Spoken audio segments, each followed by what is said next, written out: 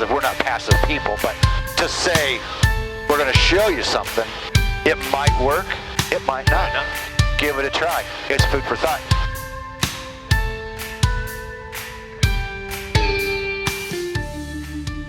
Okay, Hogs Daily Flight Brief. Today we're going to do zero airspeed auto. I'm letting Chris get warmed up. I'll let you talk him through what his thought process when he gets ready to do it. But the zero airspeed auto, not something we teach on a normal basis. It's not in the practical test standards that will soon be the airman certification standards. It's not a maneuver to be taught by those current standards. But if a person's hovering on a ground effect at say 500 feet and you're doing photo work and the engine quits, you're going to have to transition to forward flight or airspeed or sideways or backwards or something, get some airspeed and then perform your auto. So we're showing you food for thought. Again, more of a real world thing. He's kind of slowing down here, so I'm going to turn it over to Chris. Yeah, we were talking about this earlier too. I had never really been shown this until, I was with another instructor. There you go. You learn from other instructors. Yeah. He's like, let's do a zero airspeed. I'm like, what are you talking about? Out of ground effect hover into auto, then into, power recovery. I'm like, are you serious? What are you talking about? And I tell you what, we did it, and it was really nothing to it, And then that got me thinking about the whole helicopter principle and what it's used for. And I mean, how often does, photography flights end up in an out of ground effect hover at 500 or 800 feet or whatever it is, and you're just sitting there waiting for the photographer to get his pictures. You might be there a couple seconds, or you might be there a minute, whatever. Yep. And in that time frame, you might have that engine failure. And what are you going to do? How are you going to handle it? So here we are. We're right above the Goshen Airport. We're about 800 feet off the ground right now. Let me make a radio call. Goshen traffic, helicopter 30, tell us just above the airport at 1700 in a hover, Goshen. So yeah, the thing with the zero airspeed, in the G2, and I'm not going to talk about other aircraft, I'm just going to talk about this particular G2, or this particular aircraft. If you're in an out of ground effect hover with no airspeed and you have to enter an auto, the main thing is we want to get speed, we want to get forward airspeed, but it doesn't have to be right away. And actually, you actually want to fall just a little bit to let the aircraft kind of settle into it, I guess, to kind of stabilize in that descent. And then once that happens, then you can figure out when you need to apply forward airspeed. So I don't know if the camera can pick it up, but the spot that I'm shooting for is directly right off the nose. Like, I can't even see the spot because of how the aircraft is pictured there. So what's going to happen is I'm just going to roll off throttle. I'm going to enter an auto, but I'm going to fall a little bit. I'm going to come straight down, and then toward the end, I'm going to pick up some airspeed, and then it just becomes a straight-in auto. People might say, well, if you're falling at 1,500 feet straight down, aren't you going to get into vortex ring state? Well, no, you're not. And why is that? It's because we have no power applied. What's one of the things you got to have? 20 to 100% available power, right? We're going to be down to zero. So we're going to be falling. The rotors are going to stabilize. They're going to say, you obviously want to watch your rotor RPM because you want to maintain that. But you'll see that our rotors will stabilize. We'll stabilize probably at 1,500, 1,700 foot descent rate, and I'm just going to come straight down until I decide that I want to apply forward airspeed in order to make our spot. Nice. So, are we ready to do this? Yep. I'll slide over just a little bit. So we're right into the wind. It's nice today. Winds are about 9 knots right down the middle of runway 5. So here we go in 3, 2, 1. There's the drop. Now we're watching rotor RPM. We're at 1,500 feet descent rate right now. There's 1,800. I got my spot in view. RPM looks good. We're coming straight down. We're holding. There's 500 feet AGL. I think I'll start pushing forward, build a little airspeed.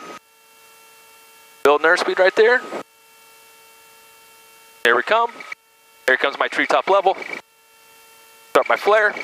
Flare's going to get a little bit more aggressive. Throttle's coming back in. As you can see, we're about, 30 feet from our original skid marks that we had there? We're 20, 30 feet, yep. And really, this is a non-event. It really is. You catch that breath kind of right there as you start that fall, kind of that roller coaster motion when you drop over that first hill. Yep. But after that, the aircraft stabilizes. I mean, you saw that I think we hit 1,800 foot descent rate. RPM, you know, always in, when you first start off, the RPM is going to drop, but that comes back, and we stabilized. I think we were in the green there. And then it got a little bit faster as we pushed that forward airspeed, and then we as I came back on the cyclic and loaded the rotors. But it's really a non-event. It is, and I like what you said. You know, I've been riding around these things since 1997. That still got me a little bit when you first entered it. It's that weird feeling of just dropping and going straight down, and then pretty quickly that feeling passes, and oh yeah, hey, you were just waiting for your 500 feet to start building up your airspeed. So ultimately it really was a non-event, but because it's not something we talk about a lot, not something we do in the normal course of training, maybe we should. You know, and I'm sure there's reasons why they don't put it in the PTS. I'm sure, and it doesn't even matter to me because right now it's not.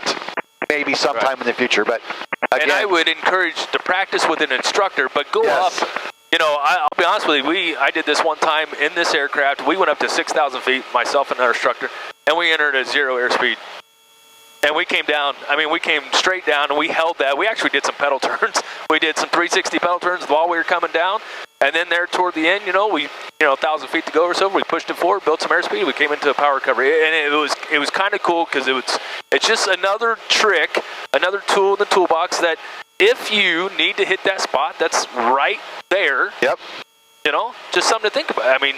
And we don't teach that usually. We say straight in or 180, and here we are. Well, what happens if I have this failure right now and I need to go right there off of nose? What are you going to do? Well, an S-turn might work, but more than likely, if you hold that speed, you're going to overshoot it.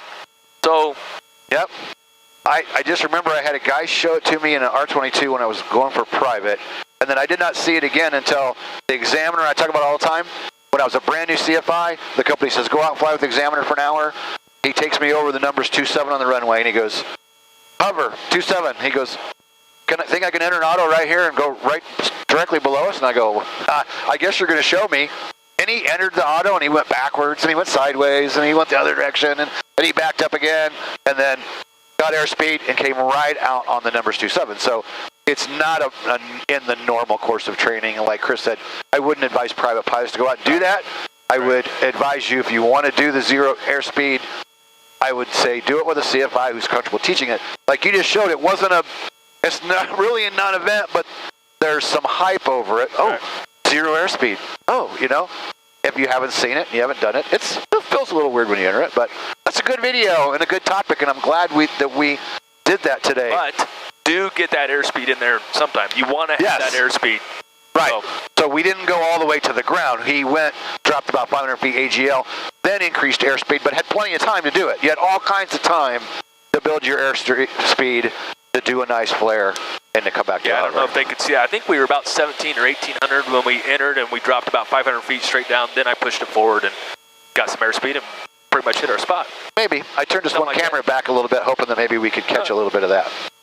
Awesome. So go down below for our helicopter maneuver guide.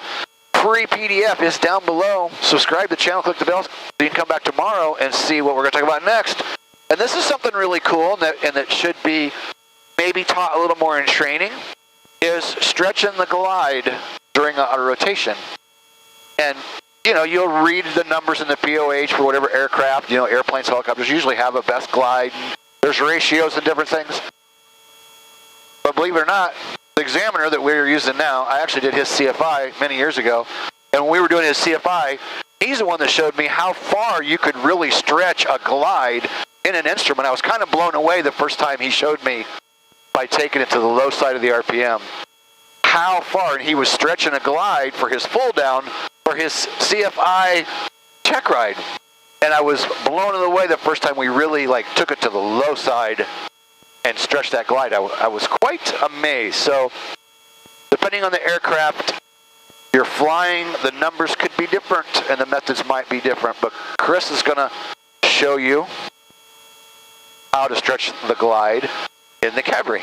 So I'll let you take it from there, Chris. Are we starting the next video already? Yeah, I think I started the next video. I think you kind of just rolled into it. Did I? Usually you say, hey, we're back again with Kenny, but... Hey, it's Hog's Daily Flight Brief, and I'm just now doing the intro halfway through the video. Right, there you go, perfect. Okay, so yeah, stretching the glide, and I'll have to be honest with you.